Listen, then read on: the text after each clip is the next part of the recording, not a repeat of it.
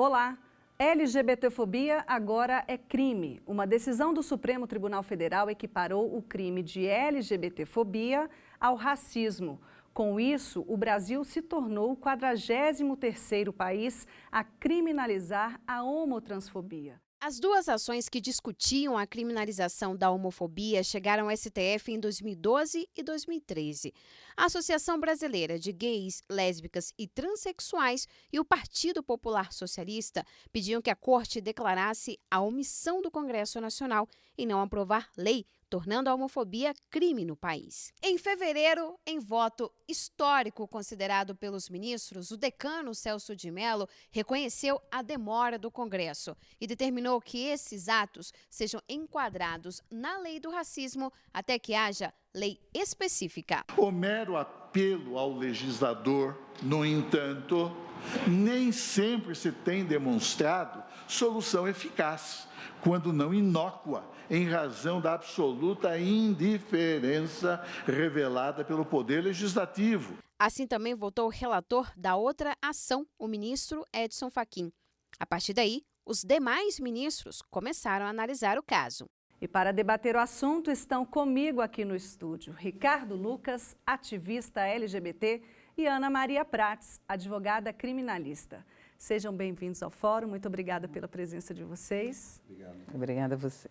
Bom, Ana Maria, vou começar com você. Nós tivemos um julgamento longo, né? Uhum. Como era antes e como é agora, depois dessa decisão? Além de longo, é um julgamento histórico, né? Até porque não é a primeira vez de se suprir omissões, mas é a primeira vez que o Supremo se pronuncia quanto à criminalização de condutas. E dentro de um contexto histórico e social extremamente importante. Na realidade, nós temos a lei de racismo, que é a lei da qual o Supremo se referiu no julgamento, e nós temos condutas previstas no Código Penal denominadas de crimes contra a honra. E lá você tem calúnia, injúria, difamação. Antes desta decisão do Supremo, os crimes que se mostravam adequados a qualquer tipo de preconceito referente à orientação sexual enquadrariam-se dentro do artigo 138, 139 ou 140. Calúnia, injúria ou difamação, a depender do que, na realidade, caracterizasse, né, a conduta. Entretanto, agora você tem também a possibilidade desses crimes serem enquadrados dentro da lei, dessas condutas serem enquadradas dentro da lei do racismo. Por que eu digo possibilidade? São condutas diferentes. Né? O racismo, ele vem num contexto não só de ofensa, ele depende de algo mais, como impedimento de acesso, restrição à pessoa em razão de preconceito agora de orientação sexual. Então, continua-se sendo dessa forma. Não é qualquer manifestação que estará enquadrada na lei de racismo. Então, hoje, uma ofensa a uma determinada pessoa em razão da orientação sexual, ela continua entrando dentro dos artigos 138, 139, 140 e entram apenas nas condutas de racismo, condutas que, na realidade, tem um contexto de impedimento de acesso à pessoa, a órgãos públicos, empresas privadas, em razão da orientação sexual. E também um crime que estaria aí dentro do racismo seria a propagação, a divulgação deste tipo de preconceito. Então, antigamente, eles só poderiam se valer desses crimes que são crimes de ações penais privadas, né, em que você não tem a interferência do poder estatal. Atualmente, no caso de caracterizar condutas do racismo, você já tem ações penais públicas, né? Então, em que já há uma interferência do Ministério Público maior, né, numa atuação, desde enquadrado dentro das condutas de racismo. Ricardo, o que representa essa decisão para a comunidade LGBT? O nosso movimento, ele é um movimento que visa visibilidade. Então, primeiro traz a pauta e a visibilidade para essa discussão que é fundamental. Veja que a ação é uma ação direta por inconstitucionalidade e omissão, número 26, ou seja, muito raro, né? Foram poucas vezes que o Supremo se manifestou dessa forma. Existe uma proteção no artigo 5º, no inciso 41, mas não existe a menção direta, ou seja, existe uma invisibilidade que causa insegurança.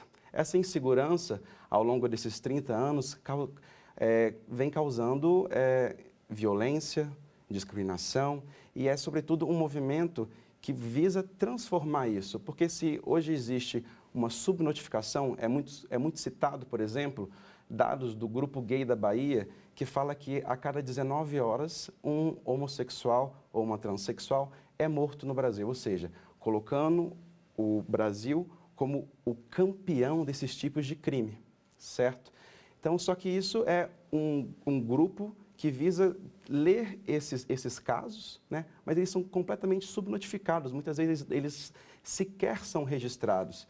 Às vezes uma travesti, uma transexual é morta e sequer o agente de segurança registra como de fato com seu nome social. Ela às vezes é registrada com seu nome de certidão de nascimento e esses casos não chegam, né? Então existe uma subnotificação. Acredito que agora a gente possa ter mais casos notificados para que a gente tenha a noção real do problema, que possa ser resolvido justamente com políticas públicas, né? É com políticas públicas que a gente precisa ter essa segurança. Tá certo. Ana Maria, você falou de como vai se comportar, né, tudo isso agora. Algumas questões ficaram de fora, né? O que ficou de fora? Havia pedido também quanto à questão de agravamento de pena, né, no homicídio, o que já tem ocorrido na jurisprudência. Você já vê vários julgamentos no sentido de homicídios contra a comunidade LGBT como motivo torpe, né, o que já agrava a pena. Você sai daquele crime com pena mínima de 6 e já entra num crime com a pena mínima do dobro. Né? Então, isso foi um dos pedidos. Havia um pleito quanto à indenização, né, um pleito indenizatório que ficou de fora, né, que o ministro Fachin, que era o relator, também deixou de fora. Então, basicamente, é isso. Né? Agora, como agir dentro disso agora? É evidente que a legalização disto é o caminho correto. Eu creio que até o movimento pensa assim, porque gera uma segurança para eles que são vítimas e também para o outro lado da punição correta do agressor. Né? Sem dúvida que o caminho seria agora, né, legislar sobre isso e de uma maneira até mais completa, né, dentro deste contexto, até para que saia essa insegurança jurídica. Ele até falou da questão da segurança, mas ainda fica uma insegurança sem que haja legislação. Né? Como aplicar nesse caso, naquele vai ser discriminação, não vai ser. Né? Retira, evidente, o movimento da invisibilidade, né? Retira, mas o caminho é o legislativo agora, até para legislar a própria conduta, né, dita para o Supremo, e também no sentido de outras questões que são importantes nesse cunho preconceituoso. Ricardo, existiu uma ressalva durante o julgamento sobre manifestações em templos religiosos. Qual que é a sua opinião sobre essa ressalva? O que será criminalizado e o que não será criminalizado? Bom, durante o acordo, né, o ministro Celso de Mello, ele cita que a liberdade religiosa, seja pelos seus livros, no espaço público ou privado, ela está protegida, né? Então, qualquer que seja a religião, o pastor, o padre, ele pode manifestar segundo o que ele acredita que é errado, é pecado, mas existe a ressalva, que isso já está criado nessa jurisprudência criada, de que não se pode incitar o ódio. Isso está no voto do ministro Celso de Mello, ou seja, você não pode afirmar que é pecado e merece morrer, que vai para o inferno, merece apanhar. Então, isso cria essa jurisprudência, porque é isso que de fato acontece. Porque se existe essa ação, e as igrejas têm um papel muito moralizante nisso, na opinião e na construção familiar. Então, se um jovem ou uma jovem é deixado de receber o amor dentro de casa, é onde a gente pressupõe receber esse amor, e você tem essa rejeição por conta de uma questão moralizante, é a primeira LGBTfobia que a maioria de nós recebemos, é dentro de casa. Né? Então, mas carregado de um discurso religioso. Então, essa ressalva, ela é uma ressalva que garante a liberdade religiosa, porém ela não pode incitar o ódio, não pode falar que merece apanhar, que merece a fase célebre, prefiro um filho bandido a um filho gay. Né? Então, isso incita comportamentos violentos que geram as agressões que vivemos cotidianamente. Ana Maria, e nessa discussão toda a gente tem uma outra questão importantíssima, que é o limiar entre discriminação e o que realmente é liberdade de expressão. É um debate não novo, né? Na realidade, não é um debate apenas que a LGBTfobia trouxe, mas que acrescentou. Né? Esse limite entre a minha manifestação, como ele falou ali da questão da própria liberdade religiosa, entre o que eu entendo, o que eu gosto ou não gosto, e até onde se vai depois disso. Nós temos um caso clássico julgado no Supremo, que é o caso Evanger, de 2003, né? Evanger, desculpa, isso mesmo, de 2003.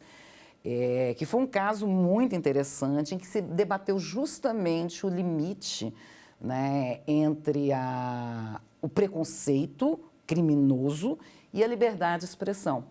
No julgamento, né, que manteve a decisão do Tribunal de Justiça do Rio Grande do Sul, um editor gaúcho que havia publicado livros, né, dizendo que não tinha existido o Holocausto, e até que ponto aquilo era uma opinião e até que ponto aquilo era um preconceito. Né, prevaleu-se o entendimento de que realmente era preconceituosa esta divulgação e que a liberdade de expressão cessava a partir do momento em que isso tornava-se uma conduta criminosa. Só que não é fácil definir quando esta conduta é criminosa. Um outro caso divulgado, mas que a denúncia não foi recebida, foi do ex-ministro Joaquim Barbosa, né, referente a um jornalista, que eu não me recordo ao nome, que houve inclusive o oferecimento da denúncia, mas a denúncia nem chegou aí adiante, em que ele havia feito manifestações públicas e referiam-se à cor do ministro. Né? Então, até que ponto, ao se referir à cor do ministro, dentro de um contexto que ele estava trabalhando, isso era preconceituoso? Entendeu-se que não era. Então, o debate não vai acabar aqui. Não vai. Eu digo que apenas é só mais um debate que acrescenta e que já existia. O próprio Ricardo reconheceu que você já tinha decisões no sentido deste limite que é muito tênue. Né? Mas o posicionamento hoje que se tem majoritário é no sentido de que ela vai até o momento em que a tua conduta não atinge ofensivamente a esfera do outro. Então, manifestar-se no sentido, como exemplo da igreja, de que realmente somos contra termos na nossa igreja pessoas homofóbicas ou entendemos que isso não está de acordo com o que Deus quis, é uma coisa. Agora dizer, vamos matar, né, as pessoas com essa orientação sexual, na realidade, são pessoas que devem ser excluídas do meio social. A família deve trabalhar no sentido de que tais pessoas não fiquem dentro da convivência. Está julgando, né? Aí, na realidade, já não é um posicionamento. Claro. Né? Você já adentra além disso. Tá certo. Eu vou pedir licença para vocês. Daqui a pouco a gente continua esse debate sobre esse limiar, trazendo assuntos reais do dia a dia, para que as pessoas possam entender melhor.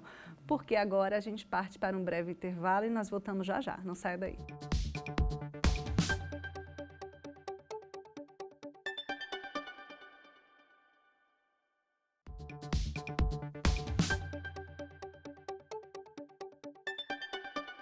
O Fórum está de volta e o assunto de hoje é a criminalização da LGBTfobia. Vamos falar agora sobre o que os LGBTs devem fazer caso sejam vítimas de algum crime do tipo.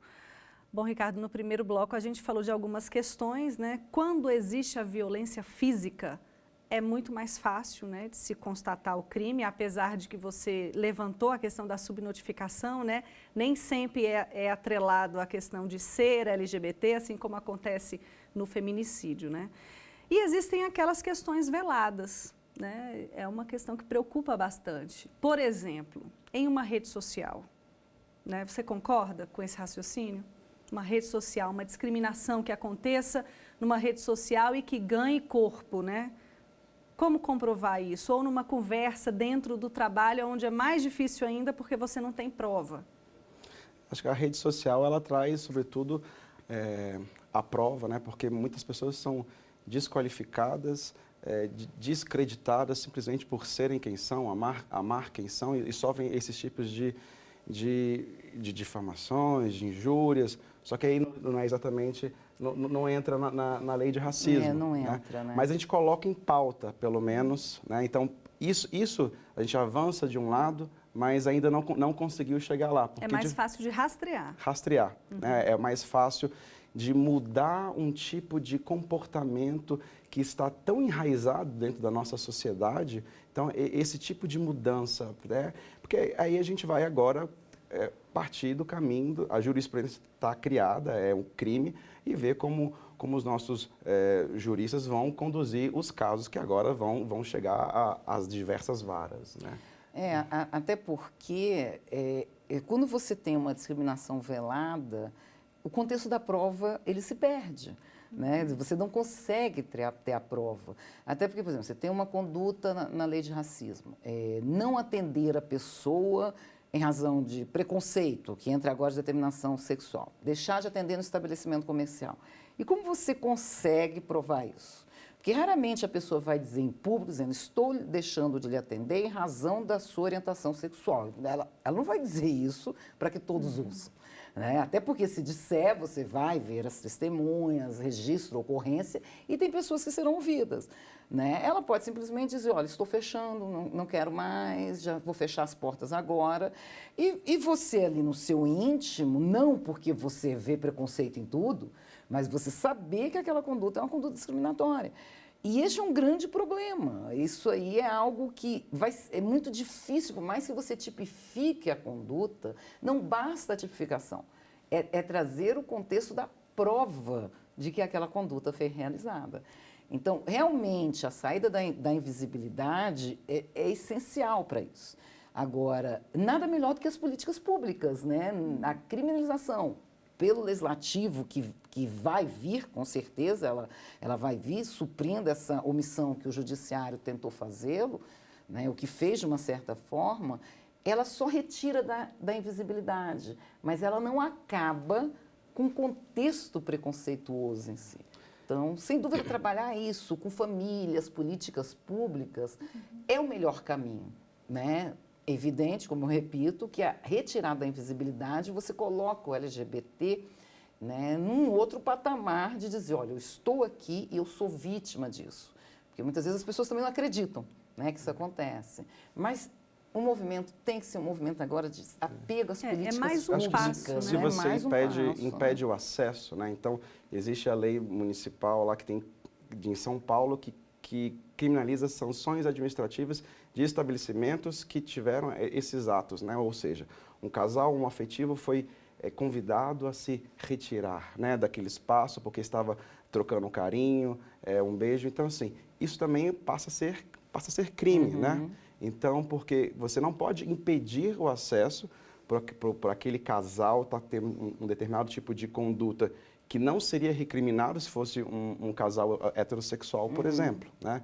Então, isso nos traz essa segurança de que esse tipo de conduta institucional de um espaço, mesmo que seja público ou privado, esse impedimento, isso pode ser comprovado com testemunhas. Sim, sem dúvida, né? Sem dúvida, né?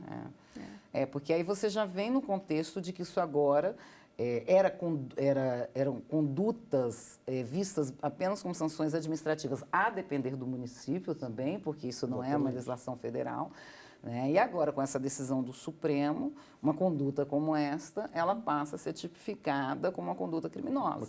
Né? De fato, é crime, né? A LGBTfobia passa a ser crime no Brasil.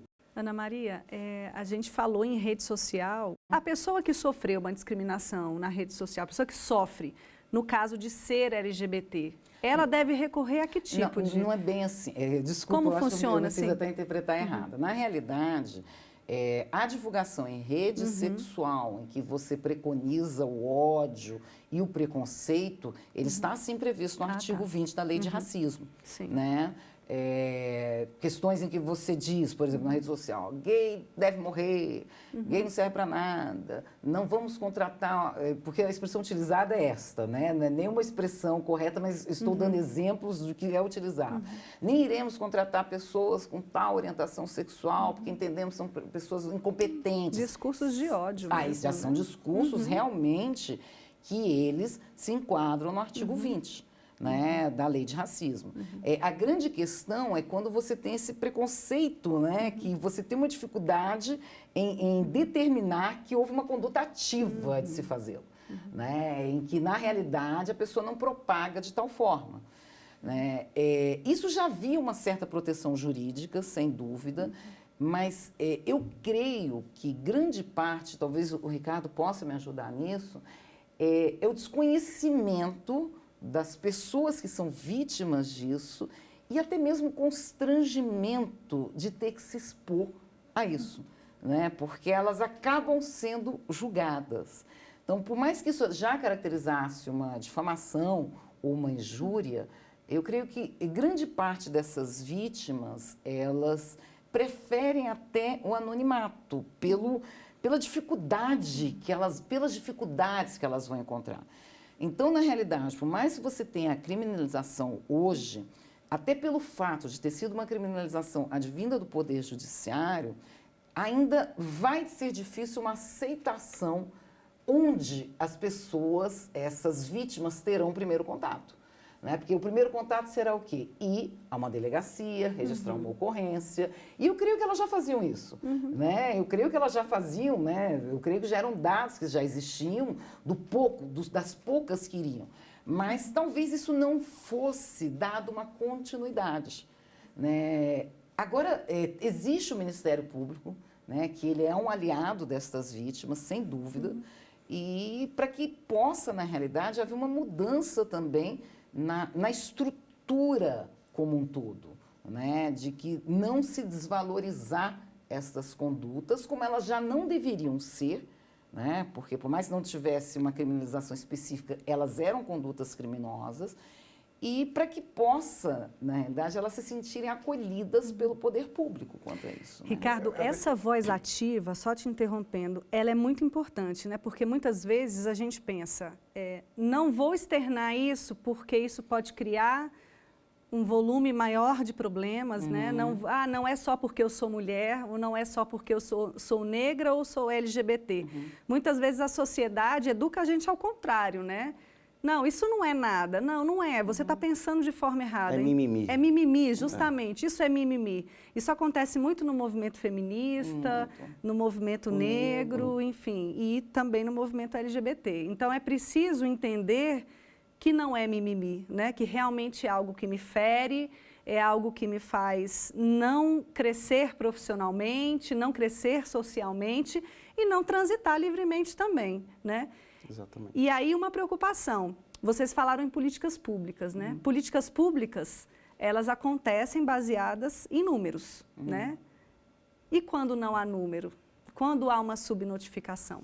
Exatamente. Então, acredito que se o próprio agente de segurança não tem registrado, uma grande mudança é na notificação, para a gente entender a real gravidade do problema.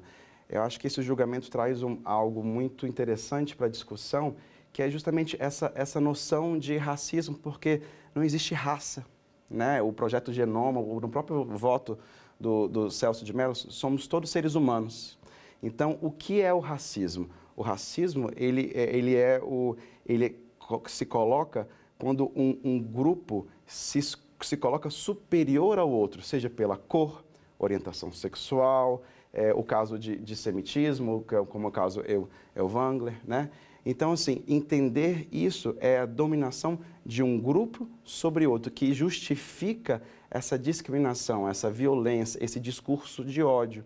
Mas o que a gente tem que mudar é justamente entender que não existem essas diferenças e que as nossas diferenças e a nossa diversidade torna a nossa sociedade muito mais interessante, que a gente deve entender e respeitar. Então, isso é muito importante, a gente entender e respeitar. E agora, o crime, a criminalização, ela vai justamente nos ajudar a proteger para que pessoas que estão passam cotidianamente, sofrem esses vários tipos de violência, sintam-se com força de ir até a delegacia e notificar, ligar para o Disque Denúncia e notificar, porque essas violências, elas existem e estão subnotificadas.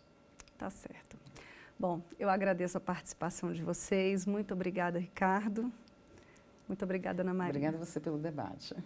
E o Fórum termina por aqui. Você pode acompanhar as notícias da TV Justiça também em nossas redes: YouTube, TV Justiça Oficial e Twitter, @TV Justiça. Até logo.